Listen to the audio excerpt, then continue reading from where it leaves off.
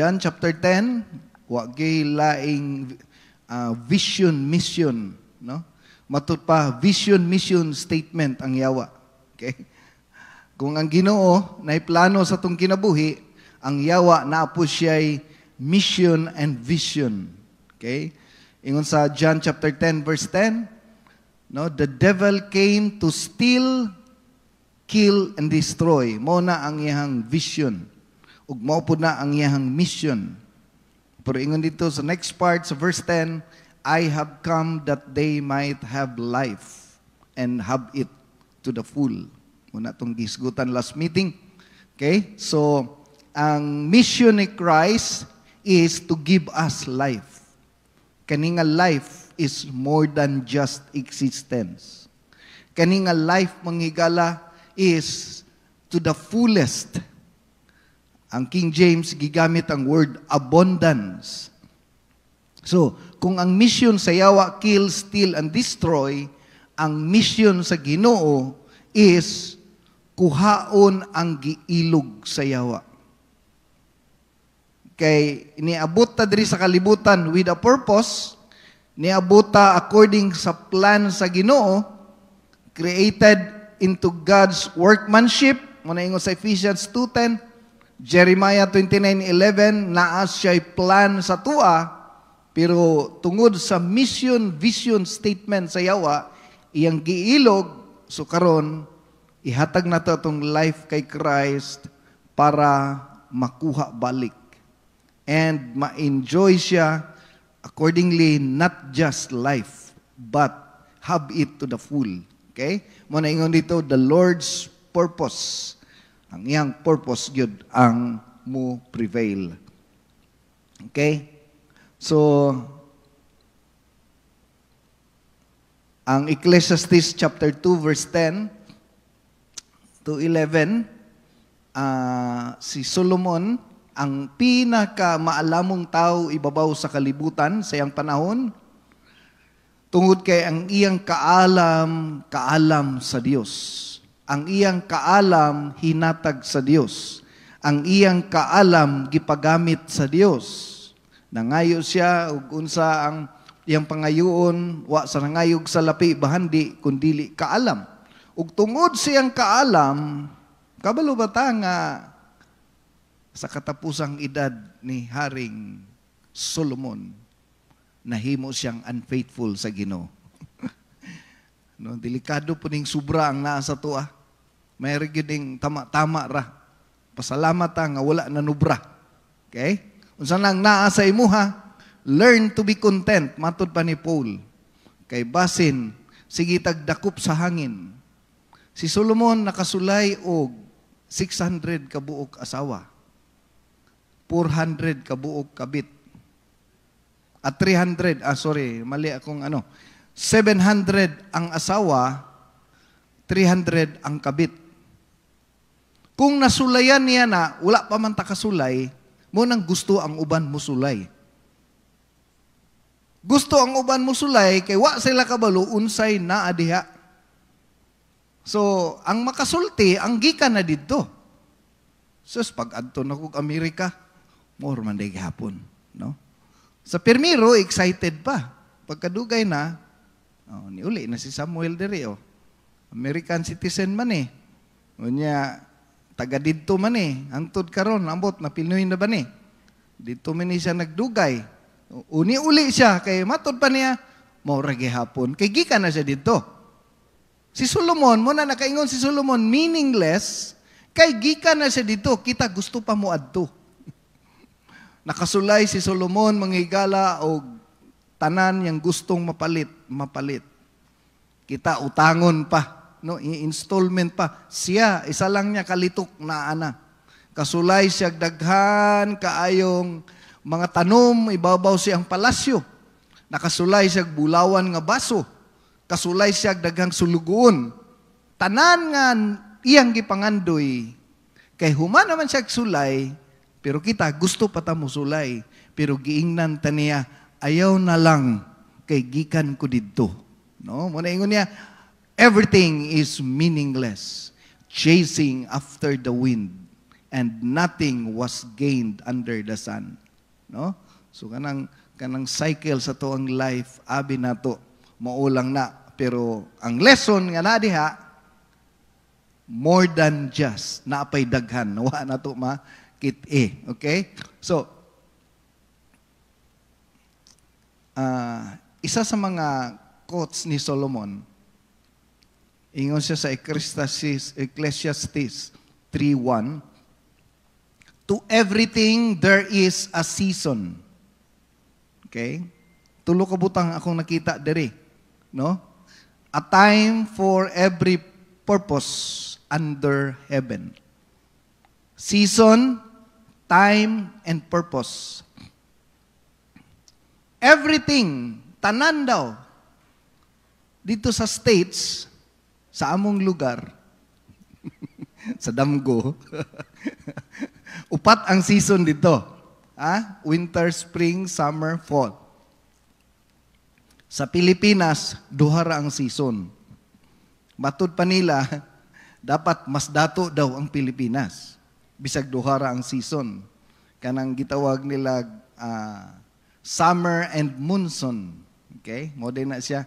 Wet and dry season. Mo din na siya sa Asia. Pero dito sa States, upat ilahang season. Ting lagas, ting tugnaw, ting snow, ting init. Sa tua, duhara.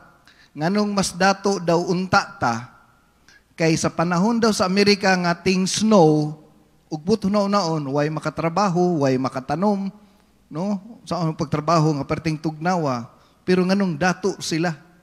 Kita wala tay snow, all the time ta makatrabaho. Mas taas tag oras kaysa ilaha. So, wala na nilabot, no? Pero mura pagkuhaan na to lesson ba? Nga ugbot hunaw-naon, mas hayahay pag yun unta data.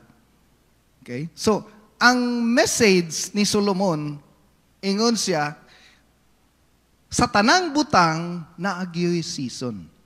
Muna giingon nga, you cannot judge the tree by its fruit. Kung nakita nimo ang kahoy nga way bunga, ayaw gyud igawa sa imong baba mengkag sa maning kahuya oy. Ayaw gyud. Kay dili nimo pwede i-judge ang tree by its season. Nga balikon nako, you cannot judge the tree by its season. Kay naa siya'y panahon nga mamunga gyud. No? So, ato makita nga nag-ingon si Solomon, ang tanang butang, tanan. Tanan ha. Apil dato, apil pobre. Apil Kristohanon. Apil atheist. Tanang butang naagyoy season. So, masing ngayon kag pobre mong me, man mo kay dato mo. Istoryahan ang dato, nagproblema po na. Nagproblema na sa BIR, nagproblema na sa ilang property kay ilugon sa gobyerno, nagproblema sila unsa ang pagbahin-bahin silang anak. Kita ang atong giproblema, bayad lang sa renta. Dako pa ilang problema sa tuwa. No? Di pa sila katulog kay di nila gusto nga mudaog sa kaso ang nilampas nga muhon sa iyang silingan. Na mas dako pa siya, di pa siya katulog ato. Kita di ta katulog tungod lang sa kurinti nga wa mabayrig duha ka bulan, gamay ra kaayo. No? Gamay ra kaayo. So, muna gingon nga much is given is much required. Mas daghan ang gihatag sa imo, mas daghan pug kag atubangon. So, ingon si Solomon, kay tanan man ay season, a time for every purpose. So, ang purpose sa Ginoo aning season sa ting-ulan, naana siya time. Sa ting-init, na ay time. Sa ting-tugnaw, na ay time. Meaning, mugawas ra gihapon ta diha. Muna nakaingon si Solomon, no? Kung naay mabanhaw, anay mabuhi, naman po'y mamatay. Nay magtapok, nay mabungkag, nay gitanom, nay ibton, daghang kayo gi-detail ni Solomon ang verse 2 hangtod sa verse 7 hangtod sa verse 8 gisa-isa ni Solomon. Pag abot sa 11, mo nang giingon ni Solomon, He has made everything beautiful in its time. Ginoo mismo nag-ingon. Ug unsa ang season nga wa nimo ganahi para sa Ginoo, beautiful to. No? Para anang nay mamatay, gihilakan nimo na. Pero sa Ginoo, beautiful to. Sa imo lang wa ka ganahi. Okay? Precious in the sight of the Lord is the death. Imagine mo niya, sa mata sa Ginoo, pag naay mamatay nga iyang gihigugma, precious, pero kita, nga ano man, mga doktor, wa man nila, daghang kitag pasagin lang. Pero para sa Ginoo, thank you Lord. Di niyo makita ang purpose. Kay according sa giingon ni Solomon, everything is beautiful in its time. Now, kani nga verse, gabasa-basa na to ni, pero lisod ni sabton.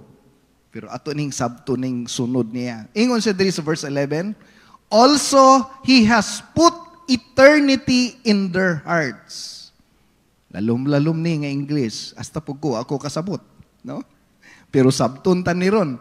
He has put eternity in their hearts, except that no one can find out the work that God does from beginning to end. Bisaya. Nagtakda siya hustong panahon alang sa tanang butang. Gihatagan niya kinig kaikag pagsusi sa mahitabo. Sa umaabot nga panahon, apan. Okay. Dunganon tanigbasa ning apan, kanang yellow dia. Okay, ready begin? Apan wala kita niya hatagig katagbawan og hingpit nga pagsabot sa iyang gibuhat. Laktod pagkastorya, maglisod tag trace sa pamaagi sa Ginoo. Nganong inani man? Nganong kinahanglan pa kita mag-antos? Nganong kinahanglan pa kita ilansang si Jesus? No? Say, gi-allow na sa Ginoo nga, unsa kay naa diri. No? Sa usa ka higayon, si Pedro manghigala gipagawa sa Ginoo sa prisuhan. Pero sa usa ka higayon, si John the Baptist naputlan gyud siyang ulo. No? Di nimo masabtan ba? Si Shadrach, Meshach, Abednego wala nasunog sa kalayo. Pero si Stephen, patay gyud sa bato. Ingon pa ang Ginoo, nalipay ang Ginoo. Kita pa siya naabri ang langit. Pero sa mata sa Ginoo, di takasabot. Okay? Nganong siya gimilagruhan? Ngano man tong bakol naka-wheelchair, walay simba-simba, nakatindog. Unya ako, dugay na ko sa church, wheelchair gihapon. Di ba lisod sabton? Ang pulong sa Ginoo nagaingon, He has made everything beautiful in its time. Basin dili pa pud nimo season. Always remember, God is present in every season. Okay? So, karon kung naa ka sa usa ka life nga murag para sa mga walay purpose. Murag nganong naa pa man ko diri?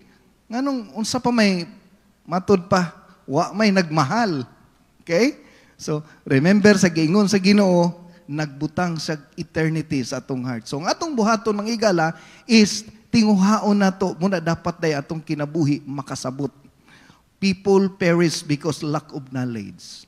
Usahay mangigala pag makasabot sa plano sa Ginoo, di ta mahadlok sa atong sitwasyon. Makaingon tag, Lord, everything is under your control. So ginatudluan ta. Okay? So muna gingon diri nga wala niya hatagig katagbawan, kining katagbawan kanabang kay kung masabtan pa nato ang lihok sa Ginoo, then di na siya Ginoo. Timan ina. Kung ang tanan nimong pangutana matubag, nya ang tanang stroke sa Ginoo makita nimo, di na siya Ginoo. But pasabot, gamay na siya nga Ginoo. Kay masud naman siya sa tuang huna-huna. Okay? So, sa Genesis 8:22, isa sa ko ang paborito nga verse, pagdunggo sa arka, unsa ginitong bukid gidungko ani ni ano? Di ba to Mount Apo? Mount Ararat, no? Pagdunggo sa barko, mo tay ingon sa Genesis chapter 8 verse 20, then Noah built an altar to the Lord and took every clean animal, every clean birds, gipagawasan niya sa arka, dayon naghimo siya burnt offering. Pag himo niya sacrifice, burnt offering, the Lord smelled a soothing aroma. Then the Lord said in his heart, I will never again curse the ground. for man's sake. Although the imagination of man's heart is evil from this youth, nor will I destroy every living things as I have done. Nay isa ka general rule gibuhian ang Ginoo. Ingon siya, while the earth remains. While the earth remains, seed time and harvest time. Mo din ng Galatians 6:7, unbreakable law gid na siya sa Ginoo. No, unsa imong itanom, imong anihon. Kaysa sinugdanan pa lang ang Ginoo nag-declare na. Ingon dito, seed time, harvest time, cold, heat, winter, summer, day and night shall not cease. No? Ang uban version nag-ingon, never cease. Ang pagtanom o pag-ani, di gyud na mahuman. So sa atong kinabuhi, di pwede nga mo harvest ka sa wa nimo gitanom. Okay? Imong anak faithful ka sa Ginoo niya, kayron ikaw di ka faithful, mayon kag at least akong anak faithful. No, dili ikaw nagtanom ato. Dili ikaw nagtanom ato. Nagpakita kag maayo niya, imong anak wala maayo, ikaw ra. Og ako kay ni hunaw-naon kani atong mga politika ron, nadamay lang ni tinanom sa ilang amahan. No? So usahay kita. Dapat masabtan nato ni ang principle sa life nga giingon sa Ginoo.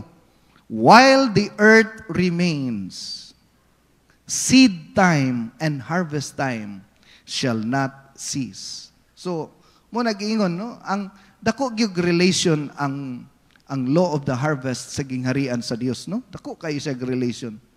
Mo na nga ingon sa Galatians 6:7, unsa imong tanom, imong anihon, isa din na siya sa gitawag nga unbreakable law of God. Bisan unbeliever maka-benefit ana, no? Sige panghatag sudan si imong silingan, maabot panahon managhan ilang sudan, manghatag po na sila sa imo. Importante iuli ang bowl. No, mora gyud na siya.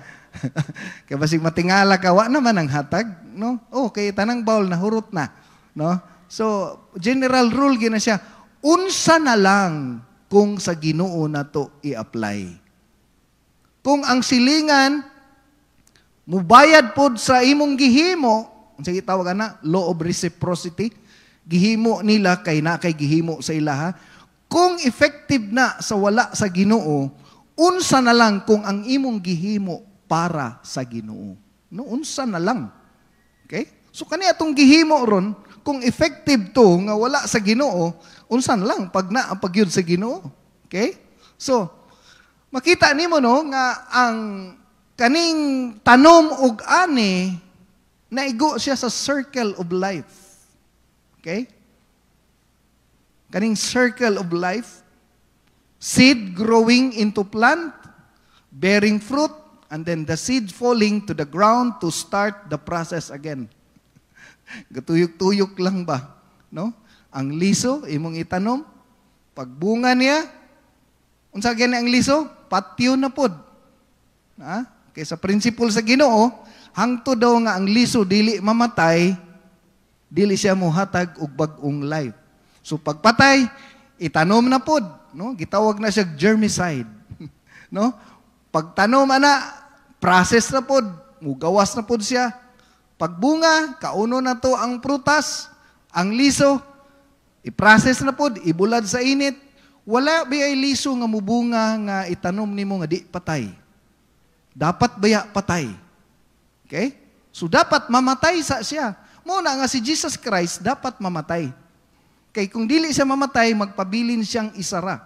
Pero kung mamatay, mo create siya daghang life.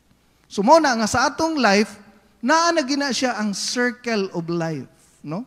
The universal pattern of birth, growth, decline, and death. So gatuyok-tuyok lang gid ni siya ang ato ang life, unending na gid ni siya.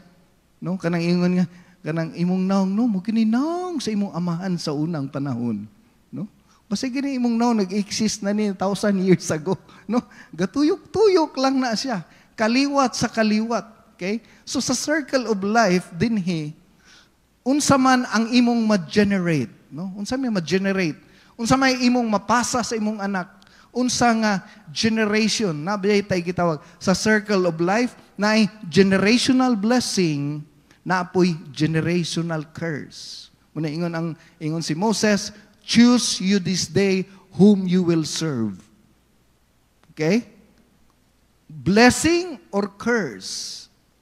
Unsa man imong giserve karon? Unsa imong gi-generate? Unsa nga circle sa life nga naga-evolve sa imuhang kinabuhi? Kay human niini nga life, naanapoy lahi nga life. Diba? Life is temporary. Passing by. Muna, sa law of gravity, ang law of gravity, nag-operate na siya. Unsa ito sa law of gravity? Tanan birahon paubos. Kay kung walay gravity, maabot nimo sa moon, di ba, mulutaw ta, kay di na siya maigo sa gravity. Murabag sa tunga sa earth na ay magnet. Tanan birahon. Muna, pag matigulang ta, ang atong planet, birahon paubos. Muna atong mga naong mo naog, musag. Kay sa atong katigulangon, birahon kita paubos hangtod sa yuta. Hangtod dito mahimot ang abo. Dayon, mo recycle na pod, mahimong fertilizer atong patayng lawas. No? Birahon gyud paubos. Kay kung di pirahon paubos, unsa kay dagway na to kung birahon pataas. No? Hallelujah. So, matod ba? Na, imagine nag-ilong birahon pataas na. Na, laing kita mamatay niya, ang matapod, paana pod, no?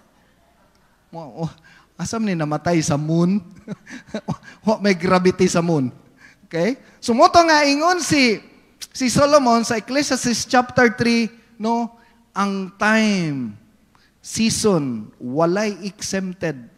Mo din na manghigala nga sa ato ang kinabuhi, di na ta ma-surprise. Pag mo edad kag 90, pag hipos-hipos na lang daan, no? Kay kung maabot pa kag 100, isa na lang ang kulang, ipasa ang bato. Aswang na. Okay? So, mao na ni siya ang reality sa life. Okay? So, thank you Lord. Kung makaabot tag 100, wow. Hallelujah. Yeah. Matud pa nila, pag mulampas na daw kag 100, manglabay na daw kag tae. Akong lula, 85 pa lang manglabay nagtae. No? Asa man ka? Maabot kag 100 or sa 80 na lang ka? Sa 80 na lang ko. Okay?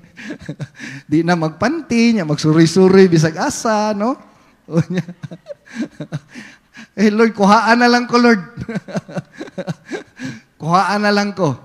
Okay? So, masabtan gina to ang katuyuan sa Ginoo. Okay? Facts when we die. Okay.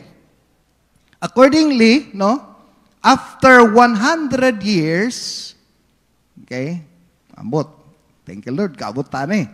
After 100 years, gikan karong adlaw, patay na tatanan. No? Kaning mga naw nga, no?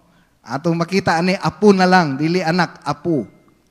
No, sige. Unaon na to ni. Tanan ta ilubong sa ato ang mga hinigugma.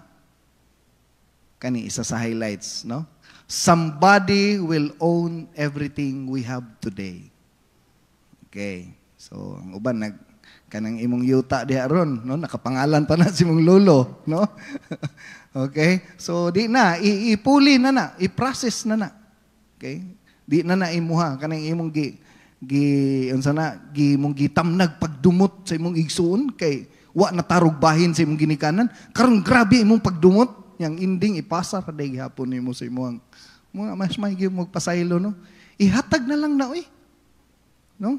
Kaysa mamatay ka nga nagdumot gihapon ka. Pangit kinang mamatay ka nga nagdumot gihapon ka. Okay? So, our descendants will hardly know who we are. Di na wa nakakaila kisay pangalan sa imong lolo. Pangutana, kaila pa ka sa papa sa imong lolo? Wa nakakaila no. May nana ta. Inana ra gihapon ta. Ingon ka nga ako yung ipasulat dito sa monumento ako ngalan. Wala na. Ang ubang mga kondominium, dating simenteryo na, gibuldos na. Okay? So our descendants will hardly know who we are. After our death, we will be remembered for a years. Matimanan ka sa, ang makatimaan, imo ra pong anak. No? Imong igagaw, na anak kay, kung sa, wa ka na himong doktor, engineer, mamanay mga, mga pakapin sa pangalan. Pero ikaw, ang tawag na si mo, kanhing. No? Dili na, anhing ba na? Anhing. Kinsagod si Anhing Ramil ba? Unsa na doktor, dili ba patay na, no? Pero after a year, few years later, ang tawag sa imo history na lang kaning balay sa kuha paning papa, no? Makalimta na to, mingon na pud ang anak sa imong anak kaning balay sa kuha paning lulo. So katong lulo matigulang na kaning balay palituno na ni Tan. Wa na, tuyok na pod, no? Gibaligya na sa pinakaapo. So, ano giday? Kung di na to masabtan ang purpose sa life, ingnanig yun ta. Ingnanig yun ta. Okay? So, a few years later, katong history nga nahimo kang anhing, ang imong mga picture, ay nga, karon nang hipos kog mga picture namo dito nga gihatag ni Pastor Judy nga, murag karaan pa kaayo. Wa pa na uso ang cellphone. Katupang ana-ana pa sa una. Nang ano na, ang mga naong namo, nang ano na, wala na. No, mahimo na siyang malata, maabog, tanan itong binuhatan, and we won't even be memories. Dili na ka memories. Napababa mahinumduman sa papa sa inyong lolo? Wala na, no?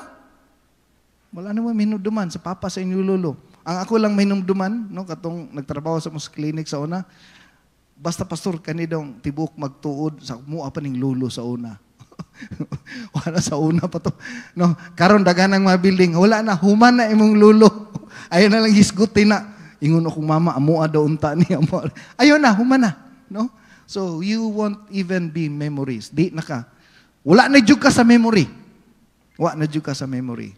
Okay? So, muna ang ingon si Solomon, gi-conclude niya, Ecclesiastes 12:13-14, let us hear the conclusion of the whole matter. Fear God and keep His commandments. Mahadlukon na lang daw ta sa Ginoo.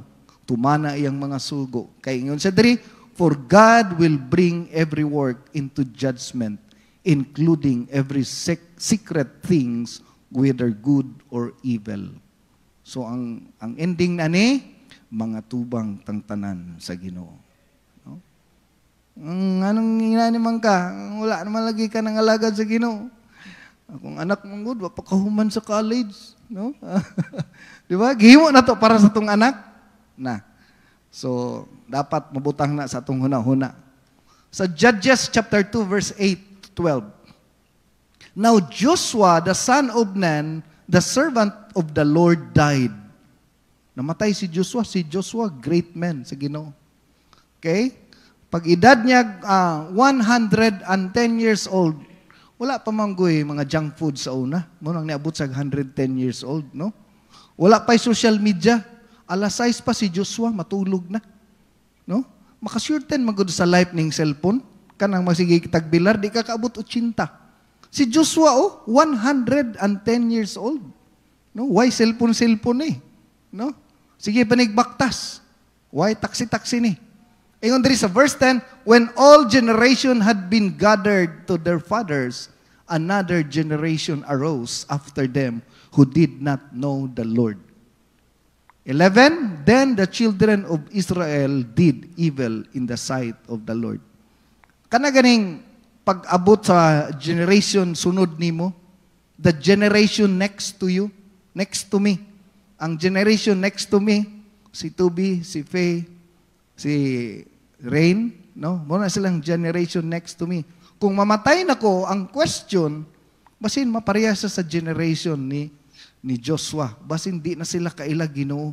Kay wa na ko sila gi-endorse sa pastor. Pastor man guide sa to ang life.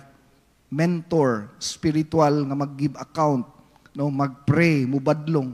So pag human sa akong generation, unya wa na ko gi-guide akong anak, sa insakto nga life, then ang lisod diri na what ag purpose ang ako ang life dinhi kay wala nako na serve ang iyang pinaka-proper nga purpose. Ingon sa verse 12, they forsake the Lord, the God of their fathers. So mo ni hadlok, no?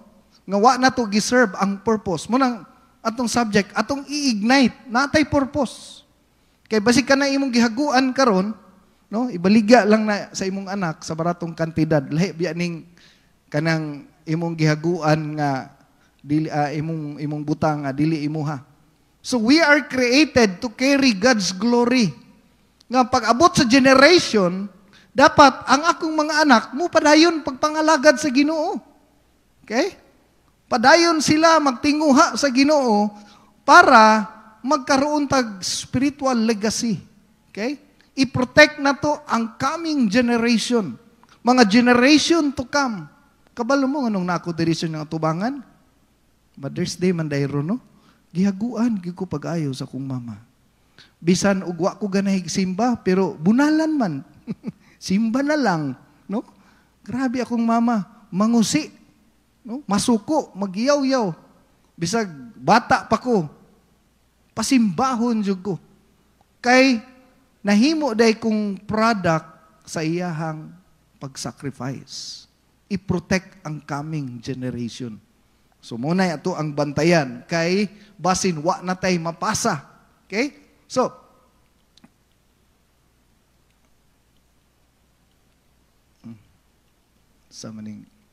okay. According sa gitawag na to studies sa Lutheran Church sa European nga pagtuon sa Switzerland, no? Kung ang amahan daw dili mo adtog church, mamaray mo adto sa 50 ka anak sa ilang survey, isa lang ang mga lagad sa Ginoo. Kung ang amahan mo adtog church niya ang mama di mo adto, 66% sa mga anak become regular worshiper, no? At least. Kung ang both parents mo adto sa church, at least 75% sa imong anak regular worshiper. At least. So, dako day tag-impact basin gini ang uban sa inyo karon. Naluwas na imong pastor nangalagad mo tungod lang sa faith sa inyong parents. Di ba? Hebrews 11:23, by faith, okay, the parents of Moses. So si Moses, nahimo siyang great tungod sa faith sa iyahang parents. Si Moses na preserve yang life tungod kay naay parents nga nag-preserve.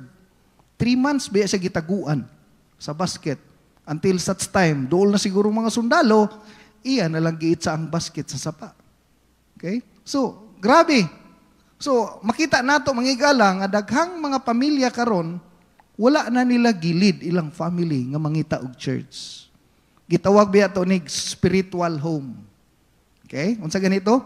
3 greatest achievements in life. No? 3 greatest achievements in life. Number 1, your sins are forgiven. Number 2, your life has been rearranged. Number 3, you have a spiritual home. Kabalo ka, asa imong kalag mahilo na. Kabalo ka, asa nimo iplastar. Na kay gitawag, kabalo ka, asa ka padulong. You know that you are going to heaven. Kung nakaanang tulo, successful na ang imuhang life. No? Musala na pasaylo, nabago imong kinabuhi, kabalo ka nga madto kag langit. Mao na sa pinaka-foundation nga dapat dili walaon. Okay? Basig naa ka tanan pero wala ka aning tulo, pildi ka. Okay? So ang role sa parents accordingly sa ilang pag-survey, 90% sa ilang mga anak nga layas, ungodly ang parents.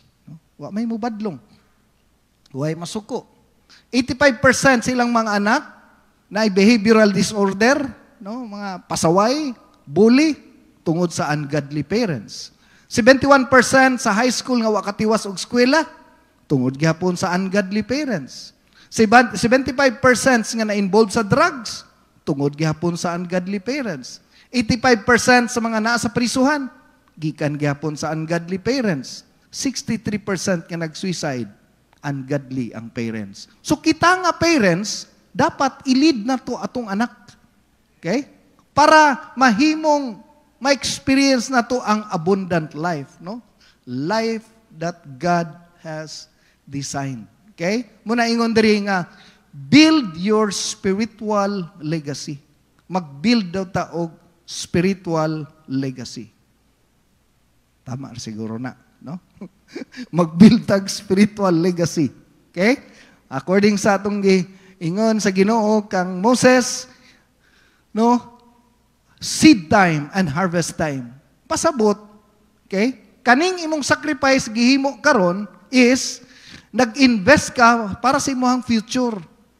Di ka ka-harvest, wa nimo gitanom. Kabalo ka na pay isa ka kuyaw nga rule sa law of the harvest. The fruit is always larger than the seed. No? Wala ka kakita bunga gamay niya ang lisod ako. Di na siya mabaligtad. Gitawag na siya law, principle. Di na siya ma-change. Kanunay gyud ang liso gamay, ang bunga dako. No, sa seed time, isa ra ka liso. Sa harvest time, isa ka bukag. Isa ka lisong mangga, isa ka multicab, baya imong harvest. No? Kulang pa may siguro isa ka multicab. Di ba? So, makita nimo, the fruit is always larger. Nya, ang prinsipyo sa Ginoo, dili ni siya mahurot, ing nani na gyud ni. So, kung ang akong inahan, ginaguyod-guyod ko simbahan, kung akong inahan, ginaguyod-guyod ko simbahan, karon sobra pa ko nga nagsimba. Napadyo ko sa inyong utumangan. Mas dako ang bunga kaysa liso nga yung gihimo. Okay? Unsa may liso nga atong gihimo? No? Unsa may atong gi-invest? So, undang taaning ganagana lang og simba. Amen? No? Undang taanig kung muulan, di muulan, kung kikapoy, kung katulugon. Sabado pa lang daan, mamlansa na. Kaya ron di mapasanginlan ang oras. No? Sabado pa lang daan, ayaw na pag-cellphone, no? Mutanaw po jud kag Netflix. Ugay mo ko kamata pagabuntag, kapoy kaya pasanginlan pa na mo, pasabot, wa jud ka nangandam. Unya, nakita na sa imong anak, no? Sundugon po na sa imong anak, tinglaba manggudron na, imong anak, tanawa, manglabagin na. No? Wa na mo laing time. Pero kung makita sa imong anak nga nag-invest ka og time, mo harvest jud ka. According ni missionary Jim Elliot, only one life will soon be passed. Only what's done for Christ will last. Sa may atong gi-invest para sa Ginoo. No? Sa may atong nahimo para sa Ginoo. Kani nga word, di kay nato ni ma-appreciate. Pero kanang mo edad na gani kag mga 80, no? 85, unya tag napulo na imong maintenance, no? Wa kaingon jud kag i-donate ko na lang tong yuta sa simbahan, no? Ma-appreciate ni man ang word, what's done for Christ will last. Kay katong imong balay nga kuyaw kay sauna, karon tawaan na. No? Wala na, ang mga simento, ang mga tiles, wala na, nangadaan na. Okay? Unya, katong dako kay nimong sweldo sa una, di na magamit ron. Kay naa na ta sa panahon nga dako kayo og demand. So passing by lang gyud ang life og katulang. So nang hinaot ko manghigala karong buntaga, ang lesson nga gusto na kong ma-impart sa inyo karon, dapat naatay spiritual legacy. Kani atong gihimo mapasa sa atong anak. Napatay gitawag coming generation. Kung kuhaon man ko sa Ginoo, at least makita na ko akong anak gasunglid, gapiano, akong mga anak ga-back up, naga-ministry, kumulakaw ko, magunaw na ka, asa imong mga anak, nasa simbahan. Unsa na lang kung imong anak wala sa Ginoo? No? Unsa na lang kung ang imong anak mangigala, nagbarkada-barkada. Anak, ayo pag inom-inom ha.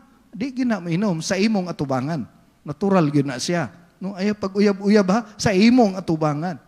Pero kung naa sila'y kahadlok sa Ginoo, mo nagingon nga only what's done for Christ will last. Okay? So manghigala atong ignite ang purpose. Kay ang purpose sa Ginoo, mag-create ag lasting legacy. Ipasa na to sa atong mga coming generation, no? Dapat ang generational blessing ang mag-flow, dili ang generational curse. Lesson, no? You can be the one to stop it. Kung nag-flow na ang generational curse sa imong life, imong amahan, imong tanan, dapat sa imo na mo stop. Dapat magsugod sa imo ang generational blessing. Palakpakan nato tubuhin nga Dios. Hallelujah.